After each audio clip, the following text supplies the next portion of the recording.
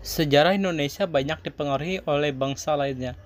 Kepulauan Indonesia menjadi wilayah perdagangan penting sejak abad ke-7, yaitu sejak berdirinya Kerajaan Sriwijaya. Sebuah kemaharajaan Hindu-Buddha yang berpusat di Palembang, Kerajaan Sriwijaya ini menjalin hubungan agama dengan perdagangan dengan Tiongkok, India, juga dengan bangsa Arab. Kerajaan-kerajaan beragama Hindu dan Buddha mulai tumbuh pada awal abad 4 Masehi hingga abad ke-13 Masehi, diikuti oleh para pedagang ulama dari Jazirah Arab yang membawa agama Islam sekitar abad ke-8 hingga abad ke-16, serta kedatangan bangsa Eropa akhir abad ke-15 yang saling bertempur untuk memonopoli perdagangan rempah-rempah Maluku semasa era penjelajahan samudra.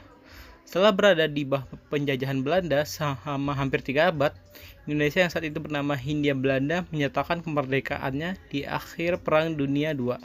Tepatnya pada 17 Agustus 1945, selanjutnya Indonesia mendapat berbagai tantangan dan persoalan berat, mulai dari sering terjadinya bencana alam, praktik korupsi yang masif, konflik sosial, gerakan separatisme, proses demokratisasi, dan periode pembangunan, perubahan dan perkembangan sosial, ekonomi, politik, serta modernisasi yang pesat.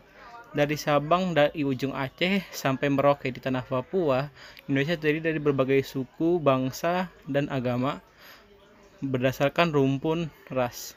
Indonesia terdiri atas bangsa asli pribumi, yakni Mongoloid Selatan atau Austronesia dan Melanesia, di mana bangsa Austronesia yang terbesar jumlahnya dan lebih banyak mendiami Indonesia bagian barat. Secara lebih spesifik, suku bangsa Jawa adalah suku bangsa terbesar dengan populasi mencapai 41,7% dari seluruh penduduk Indonesia.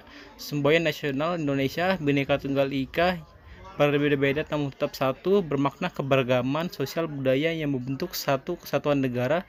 Selain memiliki populasi penduduk yang padat wilayah dan wilayah yang luas, Indonesia memiliki wilayah alam yang mendukung tingkat keanekaragaman yang hati terbesar kedua di dunia.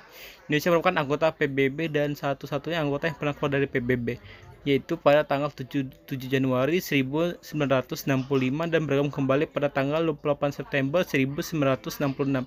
Indonesia tetap dinyatakan sebagai anggota PBB yang ke-60, keanggotaan yang sama sejak bergabungnya Indonesia pada tanggal 28 September 1950. Selain PBB, Indonesia juga negara dari anggota dari organisasi ASEAN, KAA, APEC, OKI, G20, dan sebentar lagi akan menjadi anggota OECD.